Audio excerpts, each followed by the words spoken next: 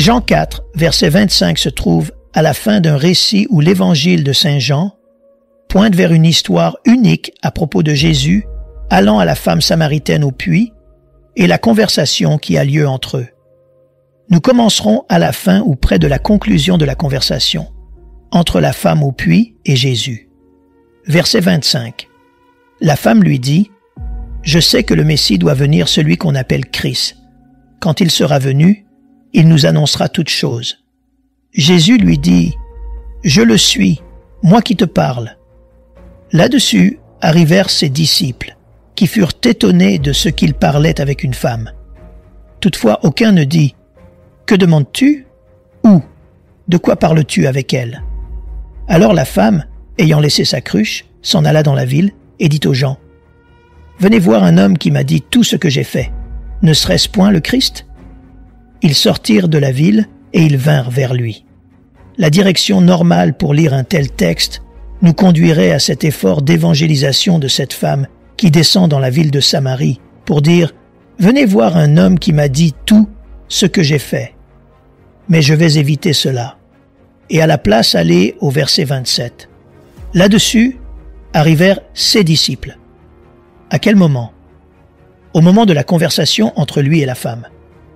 Là-dessus arrivèrent ses disciples, qui furent étonnés de ce qu'il parlait avec une femme. Toutefois, aucun ne dit « Que demandes-tu » ou « De quoi parles-tu avec elle » C'est là que je vais concentrer mes pensées ce matin, au 27e verset. Et mon message est intitulé « Ce n'est pas ce que l'on croit ». Il est étrange que Jean nous emmène dans le 4e chapitre à un arrêt ou une pause, si vous voulez, où Jésus s'assoit pour se reposer au puits et envoie ses disciples chercher de la viande pour revenir avec au puits. Et quand ils reviennent au puits, l'étrangeté de la situation est que le Seigneur qui les a envoyés chercher de la viande et du pain leur dit « Je n'ai pas faim » quand ils reviennent avec. Vous devez comprendre qu'ils voyageaient à pied en ce temps-là et que cela prenait un certain temps pour faire une telle course. On pourrait penser que si vous envoyez vos 12 disciples chercher le déjeuner, 12 hommes qui vont chercher le déjeuner pour un seul homme et qu'ils partent tous en vous laissant seuls, c'est que vous deviez vraiment avoir faim, en l'occurrence Jésus, dans ce texte.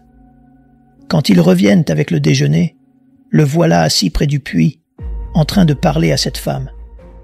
Bien qu'ils aient trop de respect pour lui pour le questionner, l'évangile de Jean lit dans leurs pensées et dit « Attends un instant, on pensait que tu avais faim? Voilà que tu nous dis maintenant que tu as une nourriture que nous ne connaissons pas. On pensait que tu étais fatigué.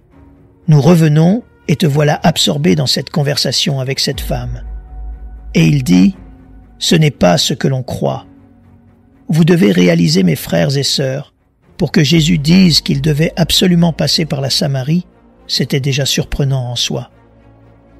Si nous pouvions excuser le fait qu'il soit devenu absorbé par cette conversation avec cette femme au passé douteux, nous sommes en butte à une réalité flagrante. Que fait cet enseignant juif en Samarie? Aucun théologien juif qui se respecte ne serait jamais allé en Samarie en premier lieu. Il y avait une guerre entre les Samaritains et les Juifs en CE qui concernait le fait que les Juifs résistaient à juste titre à la communion avec les Samaritains, parce que les Samaritains avaient une apparence de la piété, mais reniaient ce qui en faisait la force, et ils refusaient de donner l'impression qu'il s'agissait de la même chose, alors que ce n'était pas du tout le cas. Il y avait une guerre entre eux. Les Samaritains étaient considérés comme impurs. Ils n'avaient aucun rapport avec eux. Ils n'avaient aucun projet pour eux. Ils n'avaient pas d'avenir pour eux, parce qu'ils savaient des choses sur les Samaritains qui les auraient empêchés d'être éligibles à une relation légitime avec Dieu. C'est une chose quand les gens disent des choses sur vous qui ne sont pas vraies. Mais c'est autre chose quand ils ont des raisons légitimes de vous aliéner et de vous attaquer sur la base d'erreurs passées. Ce n'est pas que Jésus n'est pas au courant de ce qui se dit sur les Samaritains. Il est conscient de manière poignante de l'existence des Samaritains, de leur idolâtrie, de leurs erreurs, de leurs échecs. Et pourtant il dit qu'il faut que j'aille en Samarie. Pourquoi vous préoccuper de la Samarie? Ils sont païens, Leur passé est corrompu.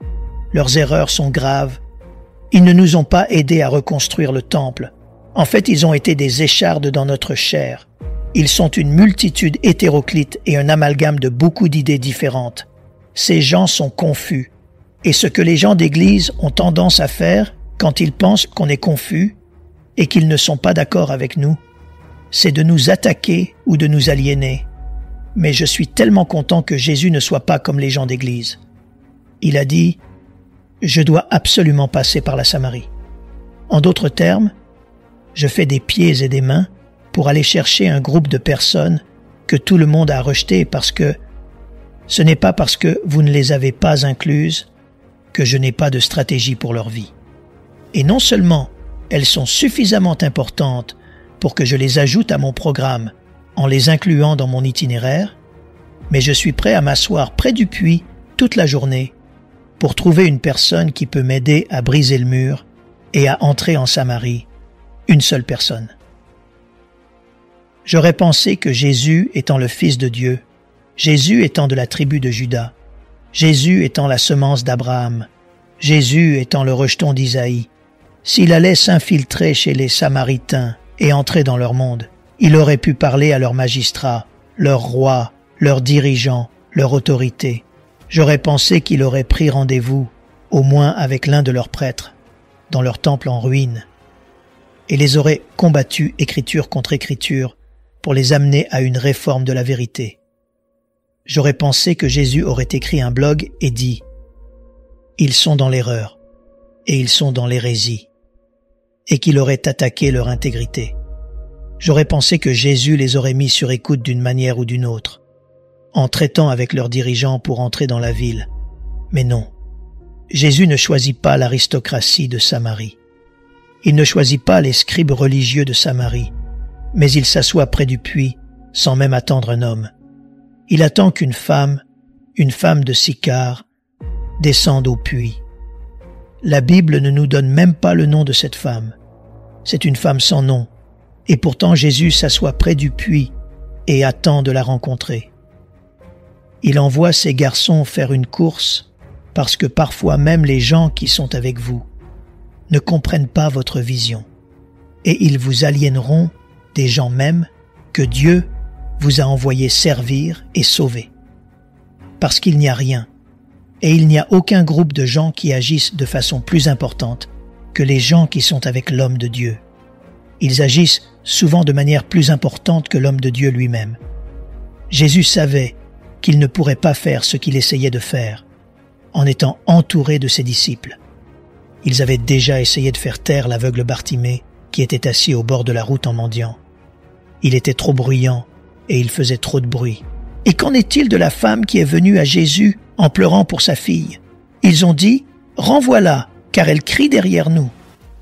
16 disciples auraient gâché la mission parce qu'ils étaient tellement endoctrinés d'idéologies préconçues qu'il n'y avait pas de place pour que la révélation brise leur religion orthodoxe. Certaines personnes sont tellement religieuses qu'elles manquent la révélation qu'il y a d'autres personnes qui peuvent être théologiquement dans l'erreur. Mais Dieu a quand même un but pour leur vie. Celles-là, il faut que je les amène. Oh, gloire à Dieu! Alors Jésus s'est assis près du puits, et il s'est mis à attendre que cette femme descende au puits. Et quand elle descend au puits, elle a un certain comportement. Elle a une sorte d'attitude propre aux personnes qui ont l'habitude d'être agressées. Elle n'attend pas qu'il l'attaque. Elle descend au puits et l'attaque lui en disant « Tu sais que ton peuple et mon peuple n'ont rien à faire ensemble. Tu le sais déjà. Alors ne viens pas ici en essayant d'être gentil avec moi, parce que tu sais que nous n'avons rien à nous dire. » Parfois, les gens qui ont été blessés sont les gens les plus difficiles au monde à aider. Parce que même quand vous tendez la main pour les aider, ils ont déjà une attitude. Vous n'avez jamais été combattu comme vous le serez par quelqu'un que vous essayez de sauver de la noyade. Même si vos intentions sont bonnes, leur désespoir est si grand que vous pouvez vous faire tuer en essayant d'aider quelqu'un qui souffre. Mais Jésus commence à s'occuper d'elle jusqu'à ce que, dans la phrase suivante, elle passe d'une attitude sarcastique à l'appeler Seigneur. Elle l'appelle Seigneur parce que maintenant, elle commence à comprendre qu'il mérite du respect. Ensuite, elle le reconnaît comme un prophète. Et plus tard, elle parle de Messie. Et il lui dira « Je le suis, moi qui te parle ». Regardez comment Dieu amène progressivement cette femme à la révélation. Il passe de l'ennemi et de l'étranger à un Seigneur, d'un Seigneur à un prophète, d'un prophète au Messie. N'est-ce pas bien comment Dieu vous amènera à la vérité? Pas en une seule étape, mais en plusieurs étapes pour vous amener à l'illumination de ce que Dieu ferait dans votre vie. Et je veux prendre un moment et juste le remercier de m'avoir attendu. Je n'ai pas toujours pensé ce que je pense maintenant, et je n'ai pas toujours su ce que je sais maintenant, et je n'ai pas toujours ressenti ce que je ressens maintenant. Mais quand j'avais la mauvaise attitude, le mauvais état d'esprit et le mauvais genre de foi, je veux le remercier d'être le genre de Dieu patient qui aurait pu me couper de son emploi du temps, mais qui s'est assis près du puits et a attendu que je vienne à une révélation progressive de qui est Christ sur la terre. Je le suis, moi qui te parle. Touchez quelqu'un et dites « Il l'est ». Tout ce que vous avez cherché, il est tout ce dont vous avez besoin, tout ce que vous voulez, tout ce que vous cherchez, tout ce que vous désirez, tout ce que vous avez désiré, et il vous attend. Toute votre vie, tout le temps où vous étiez ivre, tout le temps où vous étiez défoncé, tout le temps où vous étiez dans des hôtels, tout le temps où vous serviez d'autres dieux, il s'est assis près du puits et il vous a attendu. Vous n'êtes peut-être pas important pour quelqu'un d'autre, mais vous devez être important pour Dieu. Il a empêché le pistolet de vous tuer. Il a empêché l'accident de voiture de vous détruire. Il a empêché la maladie de vous attaquer. Il a dit « Laisse cette fille tranquille. J'ai un plan pour elle et je l'attends. » Tous ceux qui ont eu l'occasion de se faire attendre par Dieu, prenez un moment pour louer le Seigneur. Afin d'infiltrer l'endoctrinement de leur théologie, Jésus permet à cette femme le bénéfice d'une analyse comparative. Il le fait de cette façon. Il vient au puits de Jacob. On l'appelle le puits de Jacob, parce que Jacob a creusé ce puits à travers la roche solide. C'est une citerne d'eau qui a maintenant commencé à nourrir ces gens qui sont devenus indigènes dans cette région et qui vivent en Samarie. C'est le puits de Jacob, le puits d'Israël. Ce que le puits est sur la terre, Christ l'est dans l'esprit, car Christ est de Jacob. Il est né en Israël. Il est le puits d'eau vive.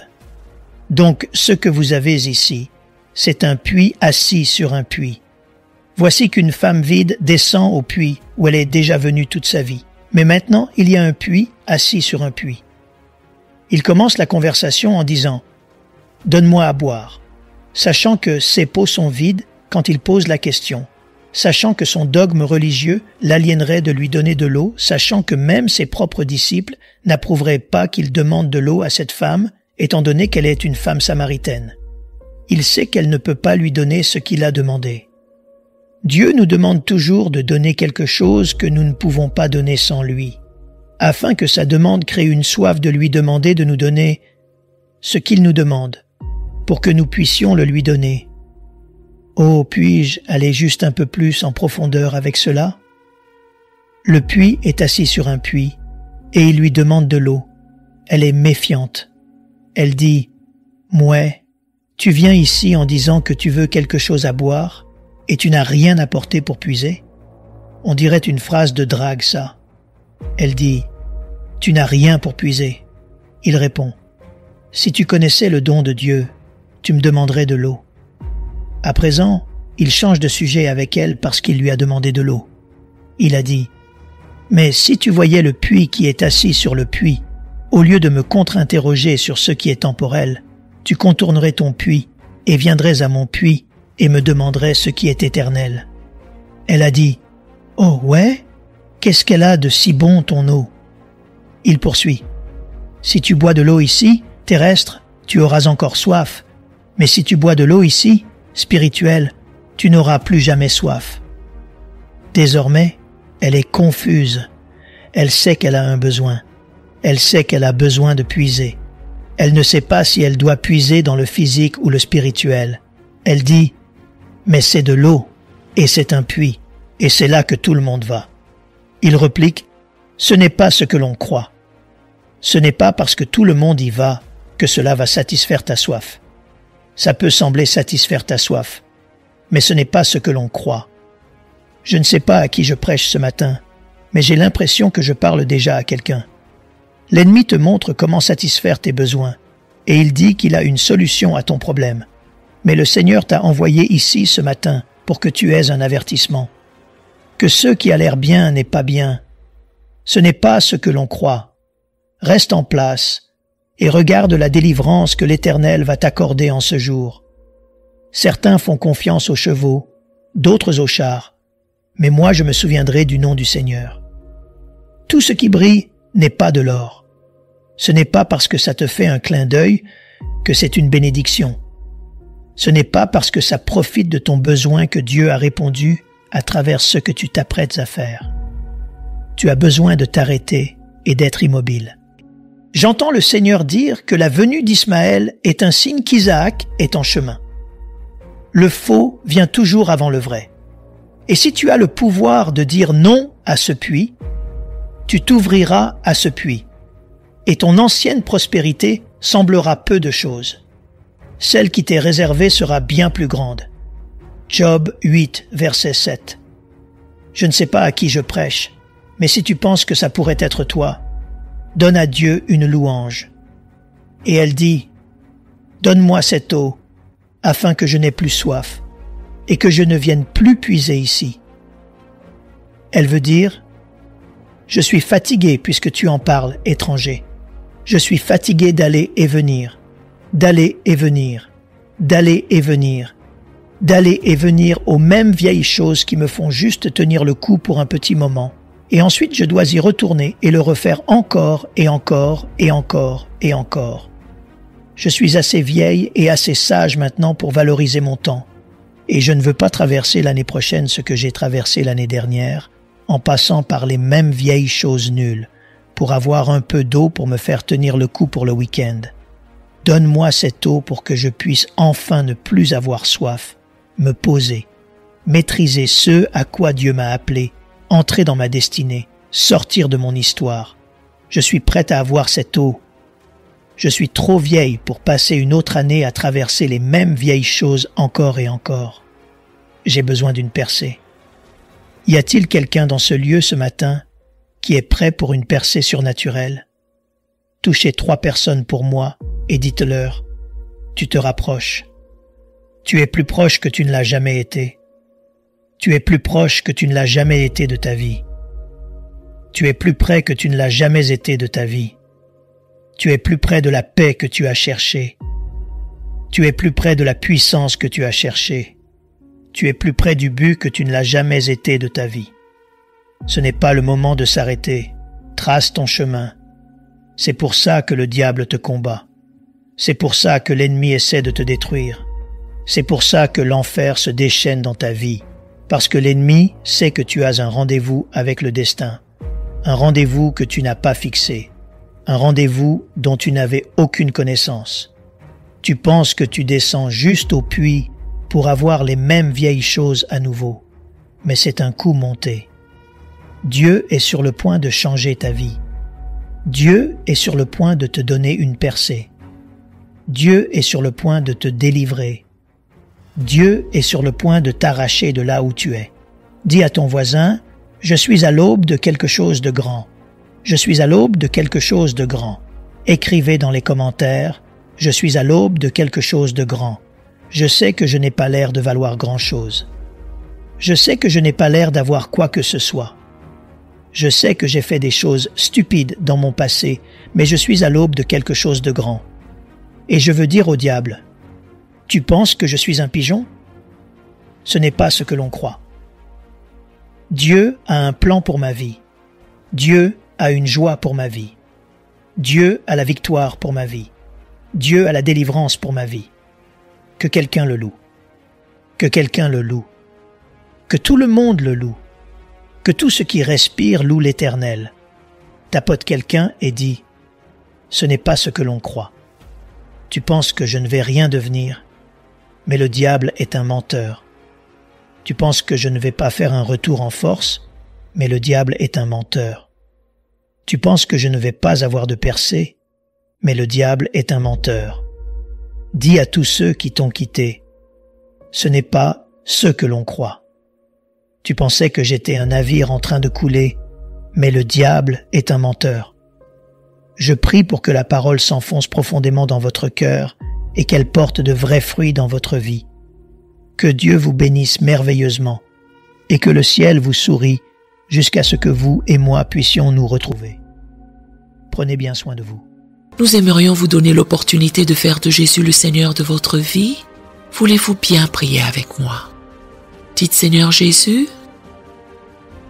je me repens de mes péchés. Viens dans mon cœur. Je fais de toi mon Seigneur et Sauveur. Et merci Seigneur pour le baptême du Saint-Esprit en moi. Dans le nom de Jésus. Par cette simple prière, nous croyons que le Saint-Esprit vous conduit sur le chemin de la nouvelle naissance. Allez dans une bonne église dont le fondement est la parole de Dieu, passez par les eaux du baptême et donnez à Dieu la première place. Nous espérons de tout cœur que ce message vous encouragera. Si vous connaissez quelqu'un qui puisse être encouragé, s'il vous plaît, envoyez-le lui pour nous aider à atteindre plus de gens et à propager l'évangile. Édifions le corps de Christ ensemble. Appuyez sur la cloche des notifications et merci infiniment de nous soutenir en vous abonnant à notre chaîne. N'hésitez pas à laisser vos requêtes de prière dans la section des commentaires. Sachez que même si vous ne voyez pas de réponse à votre requête, que ce soit sur YouTube, email, Facebook ou sur Messenger, nous avons prié pour vous. Nous invitons humblement le corps de Christ à soutenir chaque requête en écrivant une prière dans la section commentaires. Tenez-vous ferme dans la foi avec nous pendant que nous prions. Que la grâce et la paix du Seigneur Jésus-Christ soient avec vous tous et qu'il vous bénisse merveilleusement.